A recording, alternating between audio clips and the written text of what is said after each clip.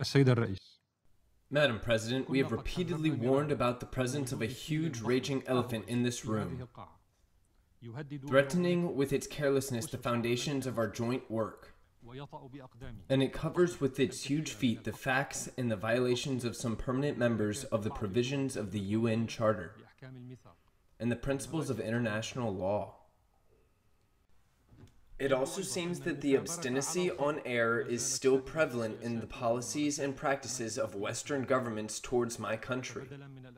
Instead of acknowledging guilt and assume political and legal responsibility for waging a terrorist war against the Syrian state and people, instead of correcting the disastrous policies pursued by these governments towards our region in general and Syria in particular,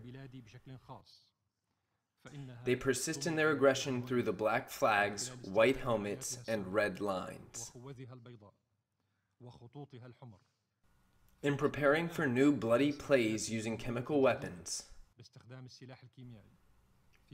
in the northwestern regions of Syria, in order to obstruct the political process and justify the aggression of the Western governments in this council against my country,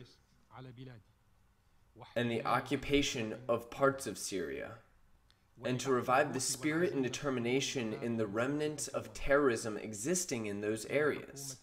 My government condemns the statement issued a few days ago by the USA, France, and the UK, and rejects its form and content. Syria has repeatedly stated that it considers the use of chemical weapons to be immoral. And Syria condemns the use of chemical weapons in any place and under any circumstances and against any party. Syria reiterates today that it has no chemical weapons, and that it has fulfilled all its obligations with the Organization for the Prohibition of Chemical Weapons, which in turn informs the international bodies, including the Security Council, that Syria has fulfilled its obligations. I do not need to repeat at every hearing that Syrian chemical stocks were destroyed in the Mediterranean on the American ship MV Cape Ray.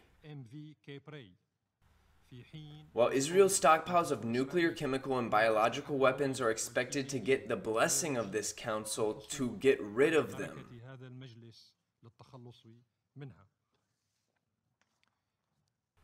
Madam President, I am now putting in your hands documented information on the preparations of the terrorists of Al-Nusra Front and its affiliated groups to use chemical weapons against the civilians in Idlib province in order to charge the Syrian forces and justify any military aggression by the governments of the countries operating these terrorist organizations.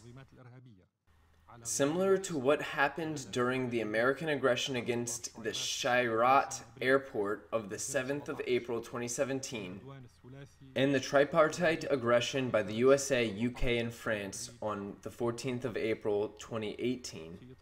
In the context of preparing for this crime, we strongly demand the countries that have influence over the terrorist groups to prevent their mercenaries from carrying out this crime.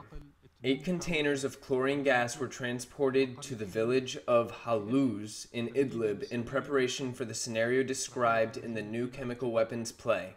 The terrorists of the Islamic Party of Turkestan and Al-Nusra Front, which the authors of the reports of UN Secretariat call them non-state armed opposition.